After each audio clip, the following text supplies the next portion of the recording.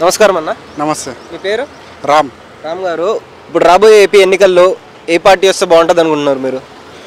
ఇప్పుడైతే మీరు జగన్కి ఒక అవకాశం ఇచ్చి చూసారు, దానివల్ల జరగాల్సిన డ్యామేజ్ అయితే జరిగిపోయింది. ఒకవేళ ముందుకెళ్ళాలని ఒక ఆలోచన ఉంటే బెటర్ చంద్రబాబు నాయుడునే ఎన్నుకోండి. లేదు ఇక మాకు అలానే కావాలి, యూపీ, బీహార్, జార్ఖండ్లలో మేము కూడా అలానే ఉంటాం అనుకుంటే మీరు కంపల్సరీ జగన్నే ఎన్నుకోండి. జై జగన్ అన్నాడు. అంటే డ్యామేజ్ అంటే ఎలాంటి డ్యామేజ్ జరిగింది అనుకుంటున్నారు మీరు? ఉద్యోగాలు కల్పించడంలో పెద్ద ఫెయిల్యూర్. పోలవరం ప్రాజెక్ట్ అని చెప్పడము, రాజధాని అని చెప్పడము, చాలా డ్రాబ్యాక్స్ ఉన్నాయి. ఇక డ్రాబ్యాక్స్ గురించి మాట్లాడితే ఒక 24 అవర్స్ అయింది, 48 అవర్స్ అవుతుంది. అంటే ఈ అన్ఎంప్లాయ్మెంట్ అనేది ఒట్టి ఏపీలోనే కాదు, మొత్తం ఆల్ ఓవర్ ఇండియా ఉందని చెప్పేసి అంటున్నారు. మేము ఎంతవరకు ట్రై చేసామంటే అంతవరకు మేము కృషి చేస్తున్నామని చెప్పేసి వైఎస్ఆర్సీపీ అంటుంది. ఇంకా ముందు ఇంకా చేసే అవకాశం ఉంది అని చెప్పేసి అంటున్నారు. దాని పట్ల మీ అభిప్రాయం? అన్ఎంప్లాయ్మెంట్ లేదంటున్నారా? మరి కుకట్పల్లిలో మ్యాక్సిమం 90% జనాలు ఆంధ్ర నుంచి ఎందుకున్నారు? మీరు అన్న పాయింట్ కరెక్టే అనుకోండి.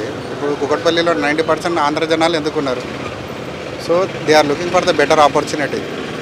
జగన్ ప్రభుత్వం ఎంప్లాయ్మెంట్ క్రియేషన్లో పెద్ద డ్రాబ్యాక్ అయిపోయిందండి. ఎంతసేపు ఇప్పుడు తమిళనాడు, కర్ణాటక వాళ్ళకేమో లాంగ్వేజ్ పిచ్చి, ఈ మన ఏపీ వాళ్ళకేమో కులగజ్జి, గొక్కొని పుండంతా పేయంతా చేసుకున్నారు. వేస్ట్. ఇంకా మీరు అది కులపిచ్చి పక్కకెట్టి సిబిఎన్కి ఒక ఛాన్స్ ఇవ్వండి, అప్పుడే బాగుపడుతుంది. లేకుంటే మీరు కూడా యూపీ, బీహార్ లాగా వచ్చి కూలీలా బతకండి అంతే. అంటే ప్రజలు ఏమంటున్నారంటే చంద్రబాబు గారు 14 ఇయర్స్ చేసింది ఒక లెక్క, అంటే ఇప్పుడు జగన్ గారు చేసిన 5 సంవత్సరాల్లో మాకు ఒకలాగా అనిపిస్తుంది అని చెప్పేసి అంటున్నారు. దాని పట్ల మీరు ఏమనుకుంటున్నారు?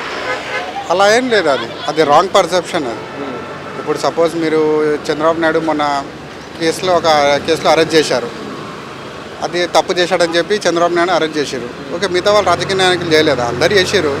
కాకపోతే బ్యాడ్ లక్ ఏంటంటే చంద్రబాబు నాయుడులో దొరికిపోయిండు.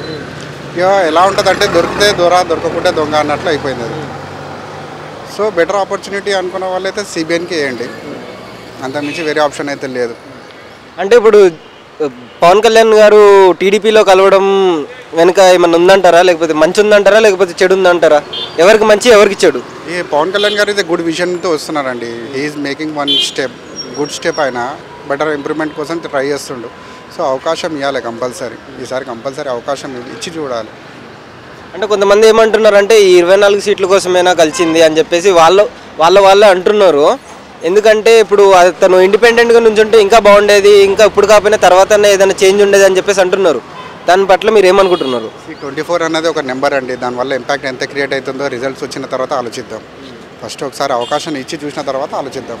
ప్రతిసారి క్యాలిక్యులేట్ చేయొద్దు మనం.